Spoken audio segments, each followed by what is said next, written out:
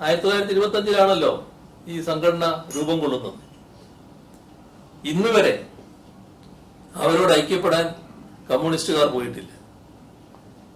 അവരോടുള്ള കാര്യത്തിലുള്ള സമീപനം ഇന്നലെയും യോജിപ്പില്ല, ഇന്നും യോജിപ്പില്ല, നാളെയും യോജിപ്പുണ്ടാവില്ല. ഇതാണ് CPIM-ന്റെ അവരുള്ള നിലപാട്. RSS എന്നല്ല, ഒരു വർഗീയ ശക്തിയോടും ഞങ്ങൾ ഐക്യപ്പെടില്ല. അതുകൊണ്ടാണ് എല്ലാ വർഗീയ ശക്തികളും ഞങ്ങളെ എതിർക്കാൻ തയ്യാറാകുന്നത്. ഇപ്പൊ 50 വർഷം മുൻപ് അടിയന്തരാവസ്ഥ നാട്ടിലുണ്ടായിരുന്നു, രാജ്യത്ത്. ആ അടിയന്തരാവസ്ഥ കാലത്ത് ഇന്ദിരാഗാന്ധിയുടെ നേതൃത്വത്തിലുള്ള കോൺഗ്രസിന്റെ അമിതാധികാര വാഴ്ചക്കെതിരെ ജനകീയ പ്രക്ഷോഭം ഉയർന്നു വന്നു. ആ ഘട്ടത്തില് ആരുടെയെങ്കിലും തണൽ നിന്നുകൊണ്ടല്ല ഞങ്ങൾ അതിൽ പങ്കാളികളായിരുന്നു. അന്നത്തെ ഭരണകൂടത്തിന്റെ ആക്രമണത്തിനിരയായി ഞങ്ങളുടെ അനേക സഖാക്കൾ ആക്രമണത്തിനിരയായിട്ടുണ്ട്. കടുത്ത മർദ്ദനം, ചെറുക്ക് ജീവഹാനി, ഇതെല്ലാം സംഭവിച്ചിട്ടുണ്ട്. അന്ന് നിലവിലുണ്ടായിരുന്ന അർദ്ധ ഫാസിസ്റ്റ് ഭീകരവാഴ്ച അത് അവസാനിപ്പിക്കാനുള്ള പോരാട്ടത്തിലും അടിയന്തരാവസ്ഥ അറബിക്കടൽ എന്ന മുദ്രാവാക്യം ഉയർത്തിക്കൊണ്ട് നടന്ന പ്രക്ഷോഭത്തിലും ഞങ്ങൾ ഞങ്ങളായി തന്നെ മുന്നിൽ നിൽക്കുകയാണ് ചെയ്തത്. എല്ലാം ചരിത്രത്തിന്റെ ഭാഗമായിട്ടുള്ള കാര്യമാണ്. RSS അക്രമങ്ങൾക്കെതിരെ CPIM ചെറുത്തുനിൽപ്പ് നടത്തുന്ന ഘട്ടം കൂടിയായിരുന്നു അത് എന്ന് ഓർക്കണം. ഈ പറയുന്ന 1977-79 കാലം കണ്ണൂർ ജില്ലയിൽ മാത്രം അനവധി രക്തസാക്ഷികളാണ് CPIM-നുണ്ടായിരുന്നത്. പ്രതിസ്ഥാനത്ത് RSS-ഉമായിരുന്നു. ആ ഘട്ടത്തിൽ CPIM RSS-ുമായി സഹകരിക്കുകയായിരുന്നു. ഞങ്ങളുടെ സഖാക്കളെ കൊലപ്പെടുത്തുന്നതിന് നേതൃത്വം കൊടുക്കുന്ന വിഭാഗമായി അവര് പ്രവർത്തിക്കുകയായിരുന്നു. 1977 ജനതാ പാർട്ടി രൂപീകൃതമാകുന്നത്. ജനസംഘം എന്ന പാർട്ടി അതിന് ലയിച്ചു എന്ന വസ്തുതയാണ്. യഥാർത്ഥത്തിൽ നാം കാണേണ്ടത് അടിയന്തരാവസ്ഥ കാലത്ത് CPIM-ഉം RSS-ഉം തമ്മിൽ യാതൊരു ബന്ധവും ഉണ്ടായിരുന്നില്ല. RSS പോയിട്ട് രാഷ്ട്രീയ പാർട്ടിയായ ജനസംഘവുമായി ഒരു സഹകരണവും ആ കാലത്ത് ഞങ്ങൾക്കുണ്ടായിരുന്നില്ല. ജനതാ പാർട്ടി എന്ന നിലക്ക് രൂപം കൊണ്ടതിന് ശേഷം അതുമായി ബന്ധപ്പെട്ടുള്ള തെരഞ്ഞെടുപ്പ് സഹകരണം ഉണ്ടായിട്ടുണ്ട്. അതെങ്ങനെയാണ്? അടിയന്തരാവസ്ഥക്കെതിരെ ജയപ്രകാശ് നാരായണന്റെ നേതൃത്വത്തിൽ വലിയ തോതിലുള്ള ചെറുത്തുനിൽപ്പാണ് ഉണ്ടായത്.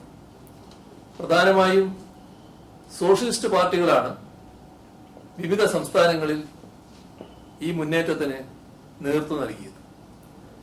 1977 തെരഞ്ഞെടുപ്പ് ഘട്ടത്തിൽ അന്നത്തെ ഒരു വിശാല മുന്നണി, ആ വിശാല മുന്നണി ജനതാ പാർട്ടിയായി രൂപപ്പെട്ടു. ഞങ്ങളതിലില്ല.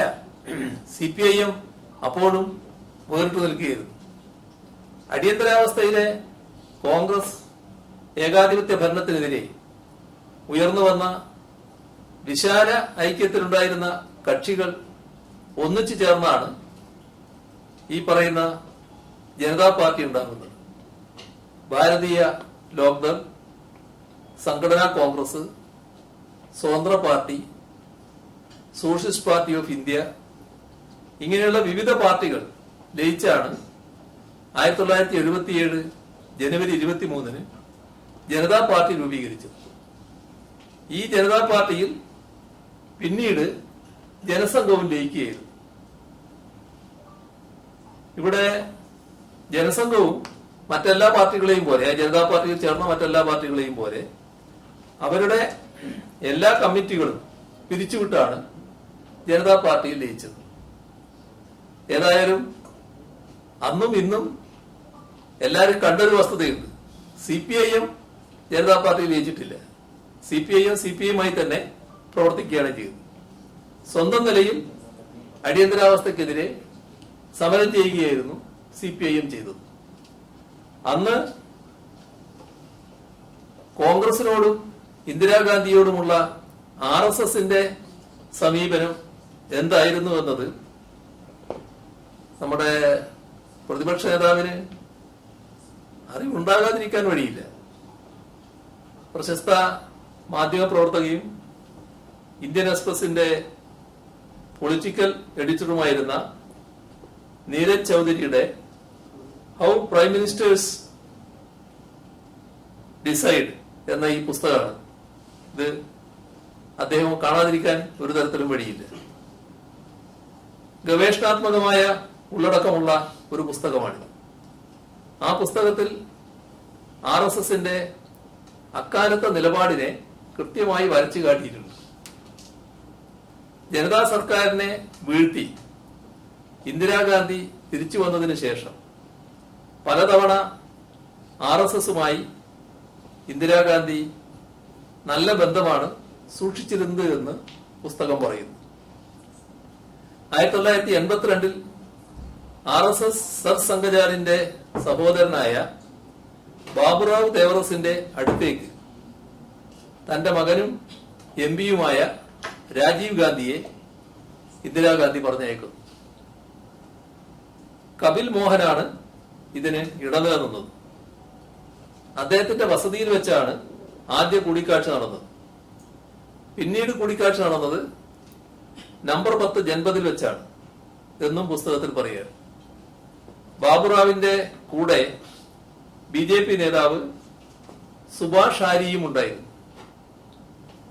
ബാബുറാവ് ദേവറസിനെ കണ്ടപ്പോൾ രാജീവ് ഗാന്ധി ഉപചാരപൂർവം കാൽ തൊട്ട് വണങ്ങുന്നതിന് താൻ സാക്ഷിയായിരുന്നുവെന്ന് അക്കാലത്തെ കോൺഗ്രസ് MP-യും പിന്നീട് ഗവർണറുമായിരുന്ന ബൻവാരിലാൽ പുരോഹിത് പറഞ്ഞതായും പുസ്തകത്തിൽ പറയുകയാണ്. 1980 തെരഞ്ഞെടുപ്പിൽ ഇന്ദിരാഗാന്ധിക്ക് അധികാരം ലഭിക്കാൻ RSS സഹായിച്ചുവെന്ന് അനിൽ ബാലി ഉറപ്പിച്ചു പറയുന്നതായി ഈ പുസ്തകത്തിലുണ്ട്.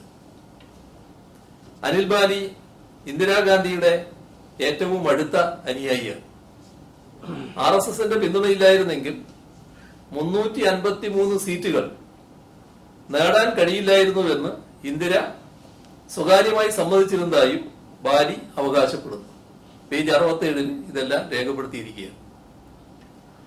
അടിയന്തരാവസ്ഥക്ക് ശേഷമുള്ള തെരഞ്ഞെടുപ്പില് കോൺഗ്രസിന് RSS പിന്തുണ നൽകിയിരുന്നതായി അക്കാലത്തെ IB മേധാവിയായിരുന്ന TV രാജേശ്വർ വ്യക്തമാക്കിയിട്ടുണ്ട്. 1984 തെരഞ്ഞെടുപ്പിന് മുൻപ് RSS നേതാവ് നാനാജി ദേശ്മുഖ് കോൺഗ്രസിന്റെ കൈപ്പത്തി ചിഹ്നത്തിന് വോട്ട് ചെയ്യാൻ ജനങ്ങളോട് പരസ്യമായി ആഹ്വാനം ചെയ്തിരുന്നു. ജാതിയിലോ മതത്തിലോ അല്ല, മുദ്ര കൈപ്പത്തിയിൽ എന്നായിരുന്നു അദ്ദേഹത്തിന്റെ മുദ്രാവാക്യം. ഇതിൽ 137, 138 വേദികളിൽ അത് പറയാം.